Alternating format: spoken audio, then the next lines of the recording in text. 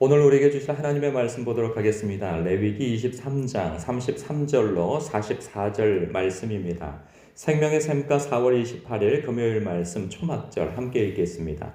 여호와께서 모세에게 말씀하여 이르시되 이스라엘 자손에게 말하여 이르라. 일곱째 달 15셋 날은 초막절이니 여호와를 위하여 이레 동안 지킬 것이라. 첫날에는 성회로 모일지니 너희는 아무 노동도 하지 말지며 이레 동안에 너희는 여호와께 화제를 드릴 것이요 여덟째 날에도 너희는 성회로 모여서 여호와께 화제를 드릴지니 이는 거룩한 대회라. 너희는 어떤 노동도 하지 말지니라. 이것들은 여호와의 절기라. 너희는 공포하여 성회를 열고 여호와께 화제를 드릴지니 번제와 소제와 희생제물과 전제를 각각 그날에 드릴지니 이는 여호와의 안식일 외에 너희의 헌물 외에 너희의 모든 서원제물 외에 또 너희의 모든 자원제물 외에 너희가 여호와께 드리는 것이니라. 너희가 토지 소산 거두기를 마치거든 일곱째 달 15셋 날부터 이레 동안 여호와의 절기를 지키되 첫날에도 안식하고 여덟째 날에도 안식할 것이요 첫날에는 너희가 아름다운 나무 실과와 종려나무 가지와 무성한 나무 가지와 시내버들을 취하여 너희의 하나님 여호와 앞에서 이레 동안 즐거워할 것이라. 너희는 매년 이레 동안 여호와께 이 절기를 지킬지니 너희 대대의 영원한 규례라. 너희는 일곱째 달에 이를 지킬지니라. 너희는 이레 동안 초막에 거주하되 이스라엘에서 난 자는 다 초막에 거주할지니 이는 내가 이스라엘 자손을 애굽 땅에서 인도하여 내던 때에 초막에 거주하게 한 줄을 너희 대대로 알게 함이니라. 나는 너희의 하나님 여호와이니라. 모세는 이와 같이 여호와의 절기를 이스라엘 자손에게 공포하였더라. 아멘. 우리가 고난 가운데서도요, 우리의 믿음이 굳건해질 때가 있죠. 과거 그 고난의 때에 하나님께서 우리를 또는 나를 어떻게 붙들고 동행하시는가 또 도우셨는가 그 일을 떠올리게 되어질 때 우리의 믿음이 다시 굳건해지곤 합니다. 이렇게 선하신 하나님 그리고 신실하신 하나님을 생각하면 이 오늘의 고난도 주님으로 인해 건너갈 것을 또 앞으로의 고난에서도 하나님의 그 신실하심이 나를 붙드실 것을 알기에 믿음이 더 굳건해지는 것이죠. 그 오늘 말씀을 보면요, 이 초막절에 대한 말씀인데요. 이 초막절의 특징을 가장 잘 묘사해주는 본문이 있어요. 42절, 43절이죠. 42절을 보니까요, 너희는 이레 동안 초막에 거주하되 이스라엘에서 난 자는 다 초막에 거주할지니라 말씀하세요. 그러니까 이 초막에 거주하라는 것은 사실 지금 이 말씀을 받고 있는 지금 여기는 시내산 광야입니다. 그 앞에서 율법을 받고 있는 때인지라 이들은 출애굽해서 지금 초막에 살고 있어요. 그런데 이 초막절은 언제 지켜야 할 절기인가? 그들이 가나안 땅에 들어가고 난 이후에부터 지켜야 할 절기인 거죠. 왜 초막에 거주해야 하는가? 그때에는 이제 가나안 땅에 들어가면 현재 그들로서는 현재이죠. 현재는 그 말 그대로 광야 땅에서 초막을 짓고 있는 거예요. 그러니까 그런 생각이 들어요. 예, 어쩌다가 그 이때 그러니까 이 광야 시절 때 그들이 어떤 집의 형태, 거주지 형태를 가지고 살았을까 싶어서 이렇게 영상이나 어떤 사진을 볼라치면 성막이 중앙에 있고 하나님의 성막이 그리고 그 주변에 동서남북으로 해서 세 개 지파씩 이렇게 포진해 있죠. 그런데 어떤 모습인가 하면 아주 반듯한 그 천막으로 마치 지금의 텐트처럼 이게 탁탁탁탁 쳐가지고 일사불란하게 이렇게 쫙 이렇게 정돈되어져서 이 성막을 주변으로 해서 거주지가 형성되어져 있는 걸 봐요. 근데 정말 이랬을까 생각돼요. 왜냐하면 그들이 급하게 나왔잖아요. 어디서 천막을 구합니까? 그렇다면 그들이 그런 반듯한 천막이 아니고 오늘 말씀대로 이런 초막을 지었을까? 말 그대로 풀초자를 쓰는 거 아니겠어요? 그래서 이 자연에서 얻었음직한 그러한 뭐 나뭇가지나 그런 그 어떤 풀 같은 걸로 뭐 기둥을 세우고 그리고 이 위에 지붕을 덮고 그 당시에 무슨 집이 번듯했겠습니까?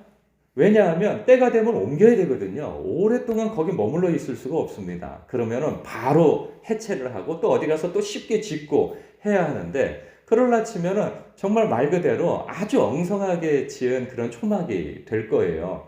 지금 그들은 그런 형국에 살아가고 있지만 장차 그들이 가나안 땅에 들어가면 그곳은 젖과 꿀이 흐르는 땅이요 그리고 안정된 삶을 살 수 있는 지역이란 말이죠. 그곳에선 자기 집을 반듯하게 짓고 살 거예요. 그런데 그때 너희들은 초막을 1년에 일주일을 따로 떼서 초막절을 지키라는 거예요. 그러니까 광야 땅에서 과거 광야 땅에서 너희의 조상들이 이렇게 초막을 짓고 살았던 때를 기억하라는 거죠. 그러면 이걸 왜 기억해야 하느냐라는 거야. 그 이유에 대해서 43절에 나와 있어요. 이는 내가 그렇게 하는 이유에 대한 거죠. 내가 이스라엘 자손을 애굽 땅에서 인도하여 내던 때에 초막에 거주하게 한 줄을 너희 대대로 알게 함이니라. 나는 너희의 하나님 여호와이니라 말씀하고 있어요. 그러니까 너희들이 이런 말씀이죠. 너희들이 지금 이렇게 가나안 땅, 젖과 꿀이 흐르는 이 땅에서 거주하게 되어지는 것은 너희들의 힘으로 된 것이 아니다라는 거죠. 너희들의 능력과 너희들의 수완이 좋아서 너희들이 전투력이 좋아서 지금 이러한 환경 속에서 사는 것이 아니다. 이 말씀을 하시는 거예요. 왜 그런 말씀을 하실까요? 사람은요 익숙해지면 처음에 좋았던 것도 시간이 지나서 익숙해지면 그 고마움을 상실하게 되어집니다.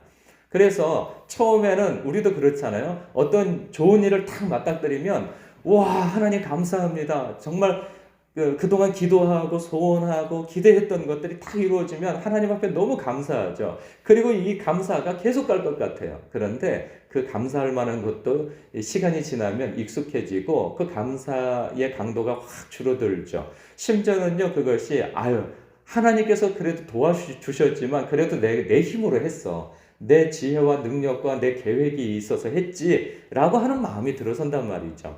그런데 이것은 직접적으로 하나님 앞에 하나님과 동행하고 기도하는 어떤 씨름 가운데에서 되어졌다면 이 마음은 오래가겠으나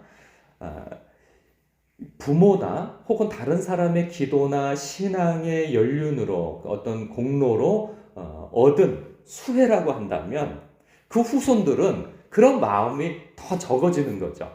그래서 1세대의 그러한 하나님 앞에 강한 믿음과 좋은 신앙은 2세대, 3세대에 가서는 막 흐릿해지는 것을 봐요.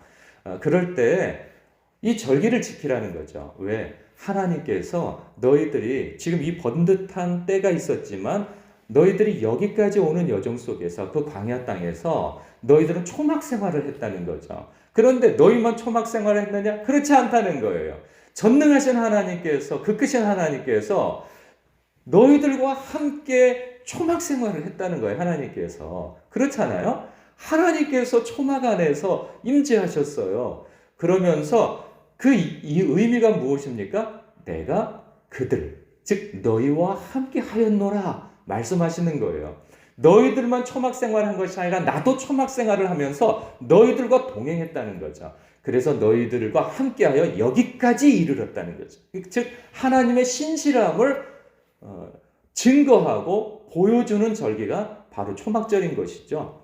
그래서 내가 과거에 너희와 함께 하였던 것처럼 지금도 너희와 함께 할 것이고 앞으로도 너희와 함께 할 것이다 라고 하는 의미가 여기에 포함되어져 있는 것이죠.